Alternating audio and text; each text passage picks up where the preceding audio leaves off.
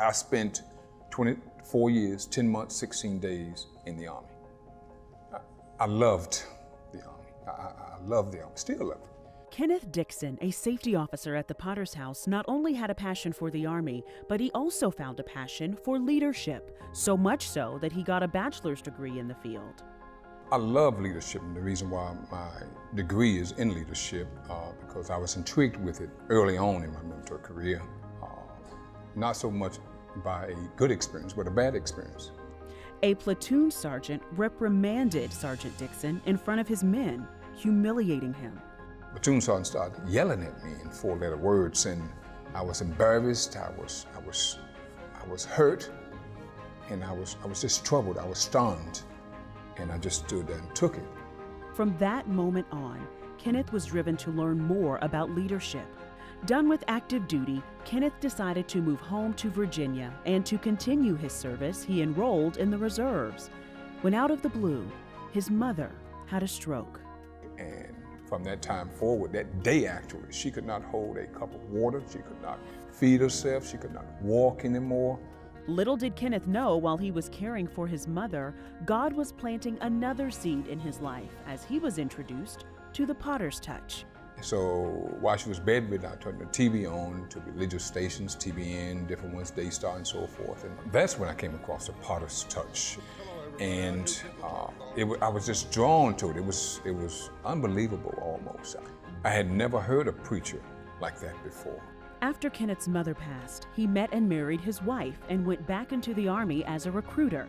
Kenneth was an Army recruiter all over the country, from Arizona to Oklahoma to Fort Knox, and they were always involved in their local church.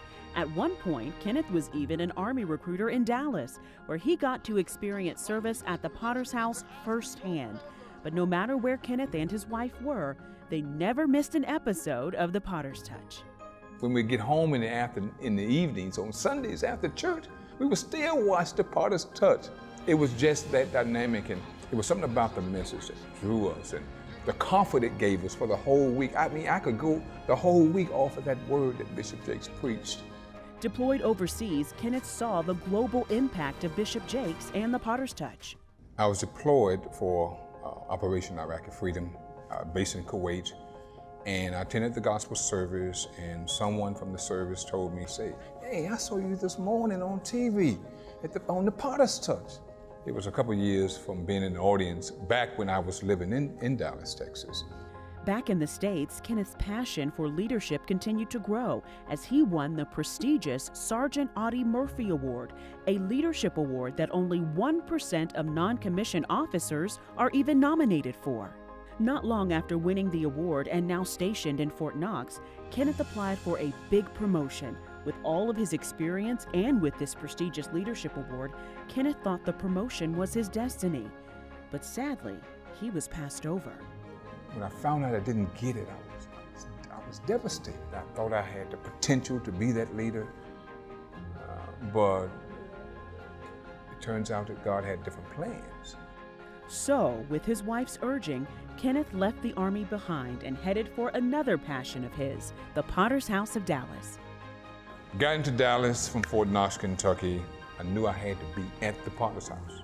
Kenneth's exposure to leadership conferences and other events offered at the Potter's House inspired him to pursue something that only 2% of the population have attained. Lo and behold, a fire ignited in my belly for this leadership. And I knew God sent me to the Potter's House, but I didn't know that it was gonna be merging with leadership. So I started looking online for degrees, places I could go, and I found this degree called Doctor of Strategic Leadership. And I think it fits so well in the church I'm in, because this is a church that makes global impact. Through following God's will, Safety Officer Kenneth Dixon will soon be Dr. Kenneth Dixon. I'm in my third and final year of the Doctor of Strategic Leadership at Regent University. And by the time I bite into that turkey in 2019 at Thanksgiving dinner, I should be officially a Doctor of Strategic Leadership.